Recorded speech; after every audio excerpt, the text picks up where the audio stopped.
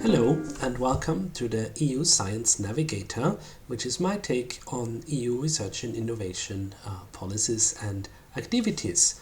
In this channel I would like to debate, discuss, outline the activities that the EU sets in this area, addressing stakeholders like policy officers, researchers, project officers and the like. But I would also hopefully like to increase the visibility of research and innovation as an important activity of the EU to the general interested audience. So I'll try to keep my presentations focused by, of course, mentioning the inevitable jargon, but hopefully also explaining it to an audience that has a general interest in the area but may not be specialists.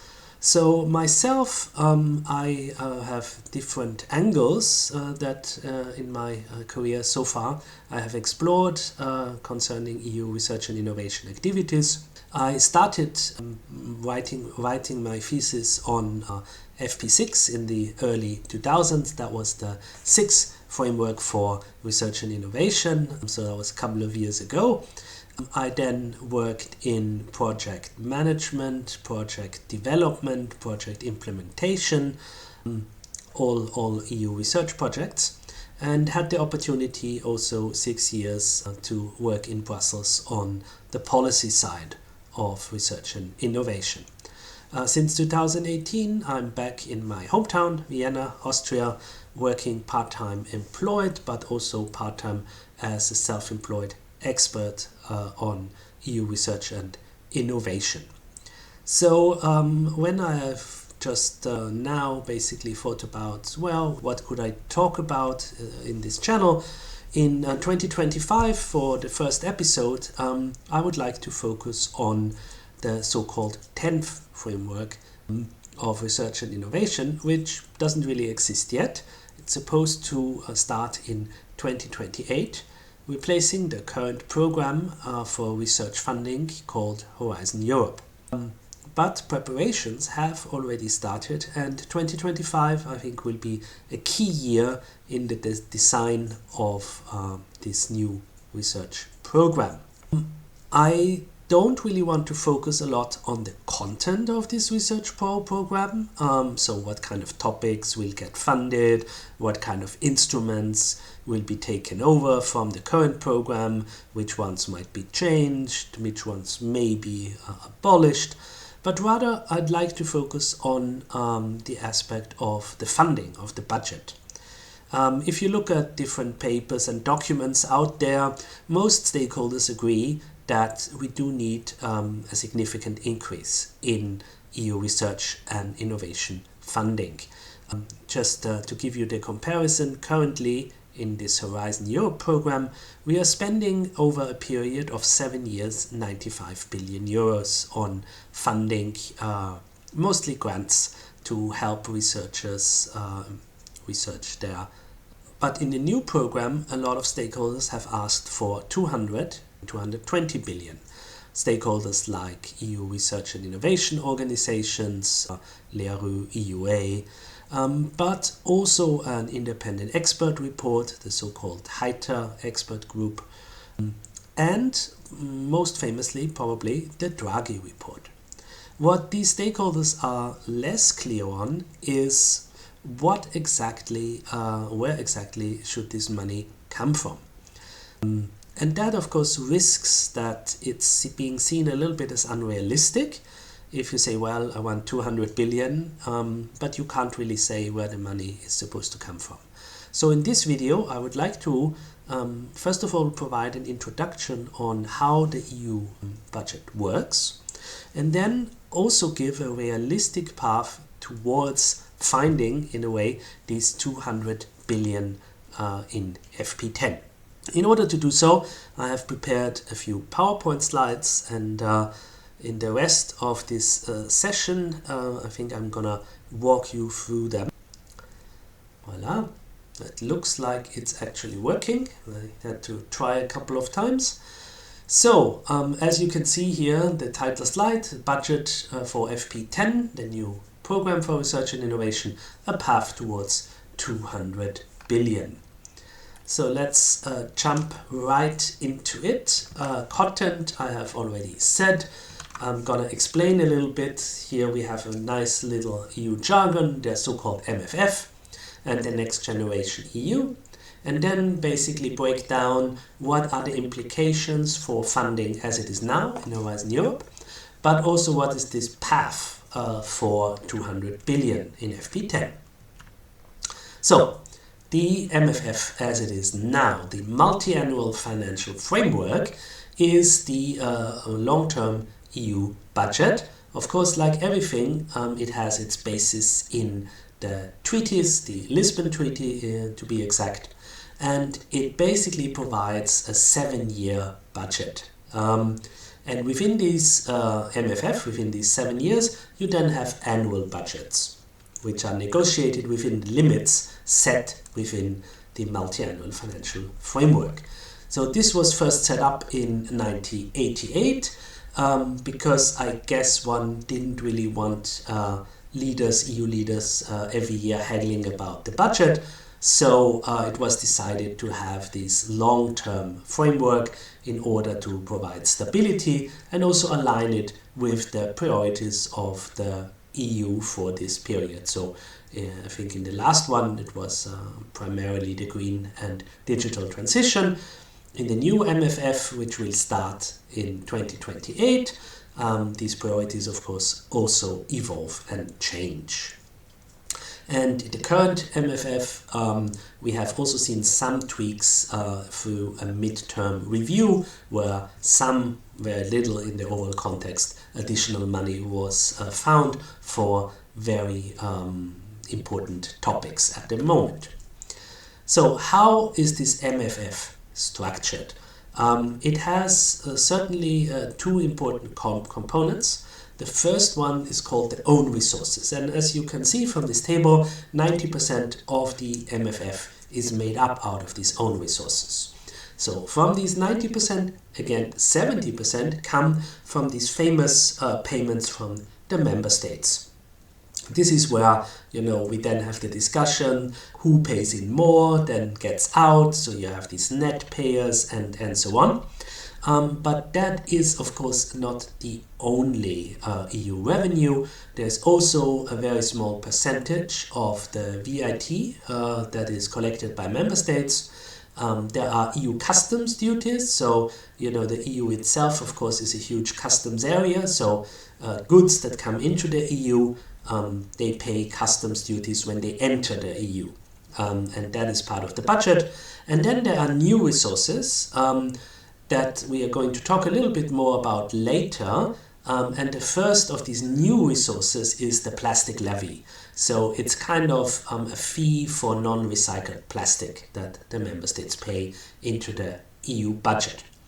Additionally to these own resources, you have about 10% of the MFF, which is made up from other revenues, such as surplus from the previous budget, fines for competition infringements, for instance, that companies pay, and things like staff taxes that go into that.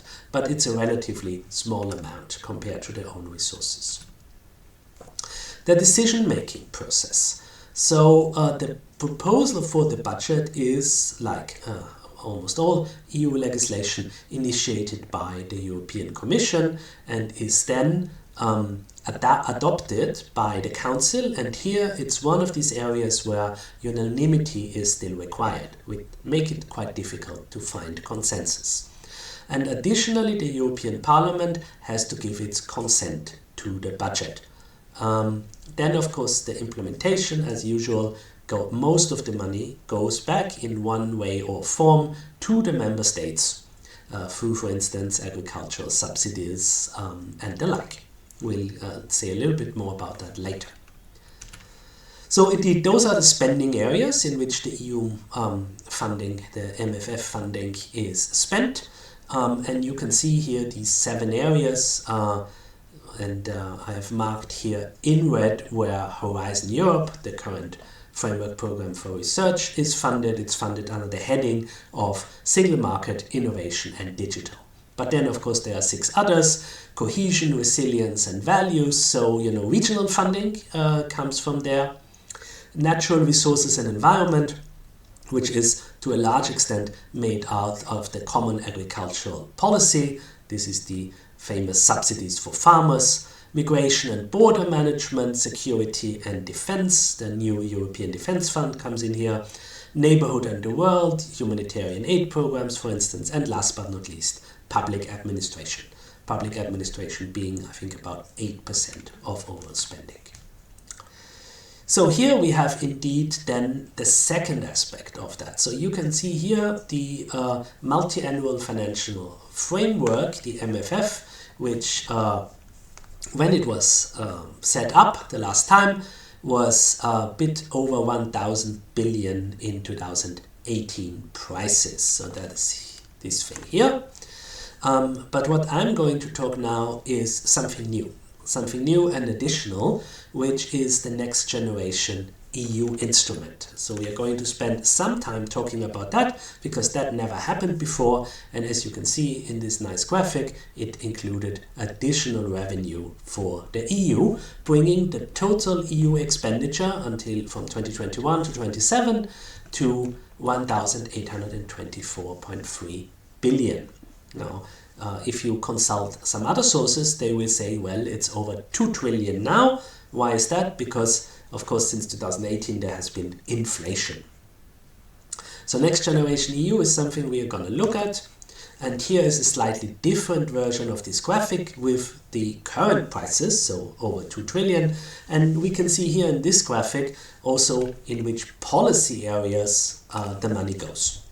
So I think this is also quite a revealing graphic, because you can see here the whole area of single market, innovation and digital, where Horizon Europe is just one part of, gets from these 2 trillion only 149.5 billion. And as you remember, Horizon Europe was, as I said in the beginning, 95 billion of that. So a little bit about this new instrument, Next Generation EU, which is additionally to the traditional EU budget, additionally to the MFF. What was the rationale when that was introduced? It was basically considered necessary to have additional money to recover from the challenges of the COVID-19 pandemic. The additional budget of 750 billion was made available in order to help member states recover from COVID until from 2021 to 2026. It will be important for our discussion that the rationale was that this new money, additional money, would be a one-off program that would not be repeated in the future. Why? And what is it made out of? Up of is basically it's made up of 2 main aspects of it. The first is the Recovery and Resilience Facility, which basically provides 672.5 billion euros to member states for their own reforms and investments. So member states had to submit national recovery plans to the Commission, outlining in what areas they want to spend, how much, and once that was approved, they could then spend the money either as loans or as grants. Different being, grants are distributed and that's it, you spend the money. Loans actually need to be repaid. Secondly, as a second component, existing EU programs received a small top-up. So from the 95 billion euros that we have for research and innovation, 5 billion are actually from the Next Generation EU instrument. How, and that is maybe the key question, how was this financed? Because I said, it's additionally to the traditional budget. So where did they come up with the money? It was financed by the Commission raising funds on the financial markets by issuing bonds. they were basically in a good situation in the sense that the EU has a very strong credit rating, so they don't have to pay much interest on these bonds. And second thing, the repayment is over a very long time. So repayment starts in 2028 and will go on until 2058. Now, who's going to pay that money back? It's actually not the member states, as some people might think. It's the idea is to use new own resources for that purpose. We already discussed, or briefly mentioned in fact, this plastics levy, which already exists since 2021. But the Commission has also introduced other new resources like a carbon border adjustment mechanism and a digital levy, and also the EU emissions trading system. So those are things which will come into effect. My understanding is that they haven't really started yet. Contributions from the member states will only be a last resort, but the idea is that these own resources, these new own resources, they will raise enough money to pay back the bonds. So that's a very quick overview, and I think we need that as background for our more specific focus on research. So as a starting point, let's first look into the funding for Horizon Europe, the current program. As I've said, 95.5 billion, 90 billion from the traditional budget and 5.4 from Next Generation EU. It sounds a lot of money, it sounds like a lot of money, 95.5 billion, but it's only about 5% of the overall funding from MFF and Next Generation EU combined. So these 123.4 billion now, 2 trillion with inflation. You can also see here, but as I've said, I won't go into that too much, how this money, this 95 billion, are then spent over the different, what is called pillars of Horizon Europe: excellent science, global challenges, innovative Europe, and of course cutting a little bit, widening participation and strengthening the European research area. And of course there's a question then, how will this be distributed in the future? But I'm not really going, as I've said, talk too much about these instruments and thematic areas. What I do want to say is, as I've mentioned in the beginning, what are stakeholders saying? Well, stakeholders saying, and here is a lot of quotes from different reports. Fraunhofer, for instance, has said, well, actually we support a call for a ring-fenced R&I budget of 200 billion euros for the next framework program and for the next EU budget. The Guild, which is another stakeholder, says basically the same thing. The European Roundtable of Industrialists, now that's interesting because that's, industry, is actually saying the same thing. Then an association where I'm active in, EARMA, the European Association of Research Managers and Administrators, is also saying the same thing.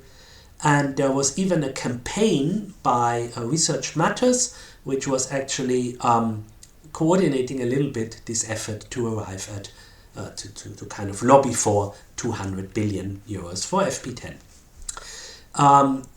That's one thing. The second thing is that now official EU reports have taken this up, and most prominently and most concretely, the high-level expert group on the interim evaluation of Horizon Europe, commonly called the HITOR report, in the document that they wrote, Align, Act and Accelerate. Why? And not to say too much about it, but I think if you look at the statistics, you can see the EU is last among the major global players in research and innovation. So you've got the EU here. You can see that by 2019, China actually has overtaken the EU in its research and innovation spending. You've got right on top South Korea, then the United States, Japan. So we are really behind in research and innovation funding. if you want to compare how much Horizon Europe, these 95.5 billion, as I've said, it sounds like a lot of money. It's spent over 7 years. In the United States, the National Institutes of Health, so health funding, in 1 year alone spent 48 billion. Most of the spending is still done on the national level, so these kind of figures here, this is not just the EU money, the 95.5 billion, but it's the money that all the EU member states also spend on the national level. So this is 367.4 billion a year.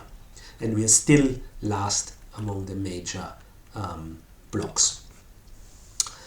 So, did not succeed very well to ask the AI for a money tree, because that's of course the issue that I mentioned in the beginning. We don't really have a money tree, so we can't just shake the money tree and get our 200 or 220 billion, even if the stakeholders want it and there is really an objective need for it. So, the idea is that we do go more into the concrete aspects of how we can find this money. What would be the options? And here, I think that's why it was important in the beginning to say a bit how the EU budget works. So, as you have seen, we have these own resources. Now, one option would of course be to say, well, member states, you have to pay more into the budget. Given, the discussions, the geopolitical climate, I think that's very unlikely that member states will pay more in. We could also say these own resources that I've mentioned, these new own resources, the plastic levy and such, well, let's use that money.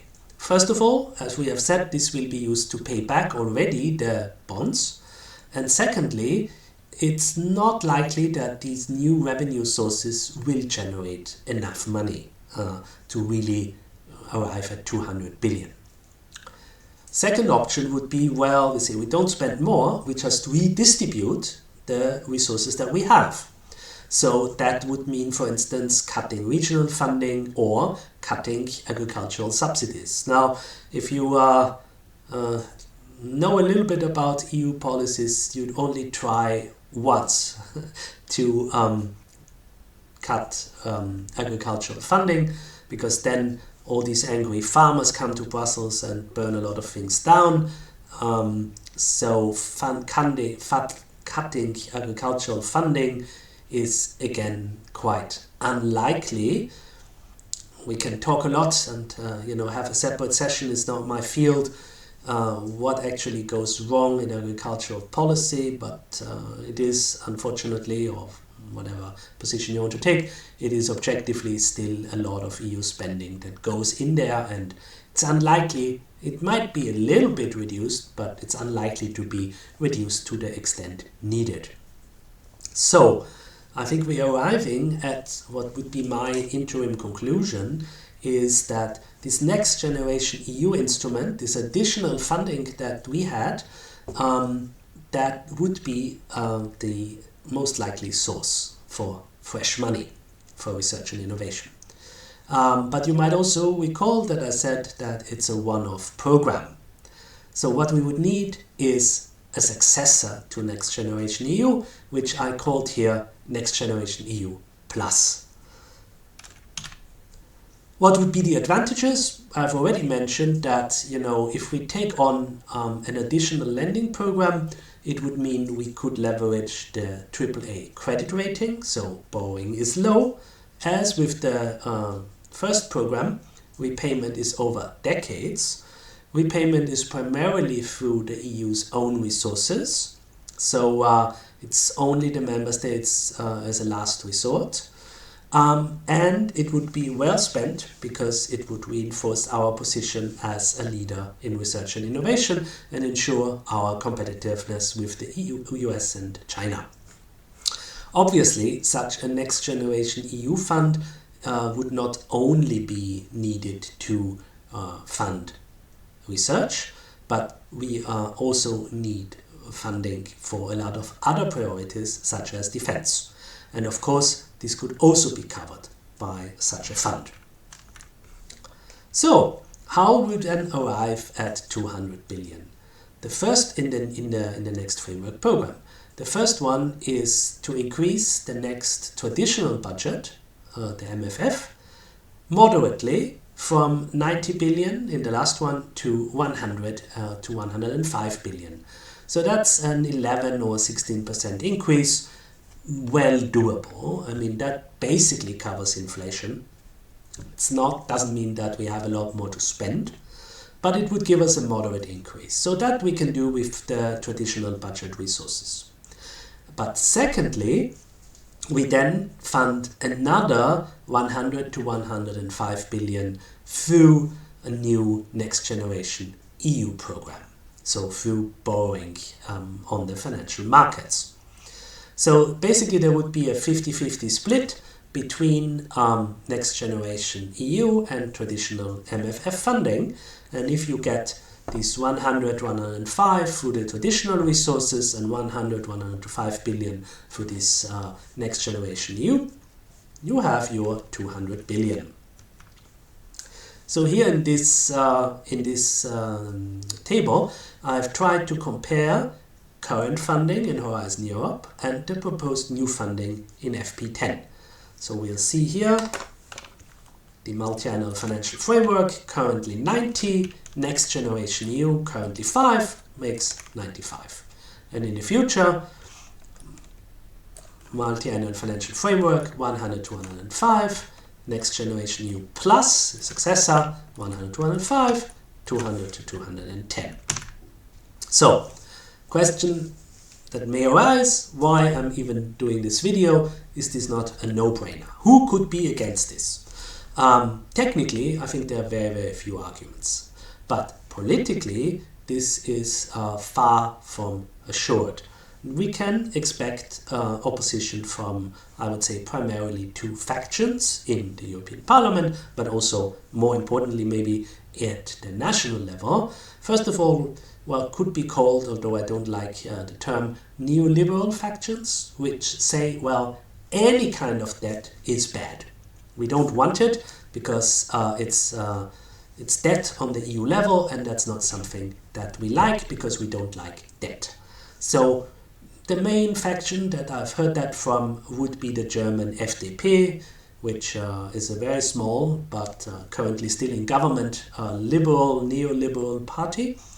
And the second big opposition will come from anti-EU, mostly far-right factions, which don't like anything that strengthens the EU. So, you know, if you don't have a EU with a lot of money, that will be a weak EU. And there are, of course, people who are quite in favor of that.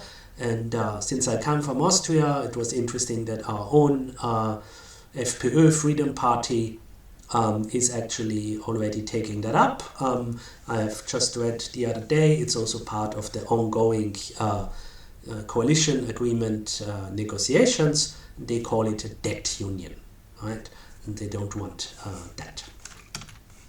So the main lesson here, I would say, as you have seen from where this opposition comes from, is that the EU research budget is not decided in Brussels, as you might think. It's just some people far away who decide about that.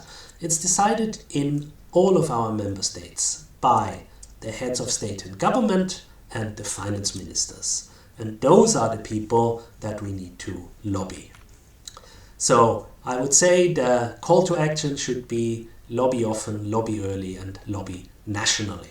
And key messages that I think would be important to bring across, that investment in research through a Next Generation EU program is not taking on debt. It's an investment in competitiveness, which we sorely need in the EU. Also, no country has ever regretted investing in R&I. So if we look at those countries which invest the most, they are the most rich, the most affluent countries. And on the national level, let it also be reminded that all countries issue some form of debt. This is nothing which is in any case unusual on the national level. So why should it be on the EU level? That's, as a conclusion, I would say these 200 billion for FP10, they are ambitious, but they are not unrealistic. They are realistic if we combine the traditional resources of the Multiannual Financial Framework with a successor to the Next Generation EU program. And the reminder that investment in R&D is crucial for our leadership globally.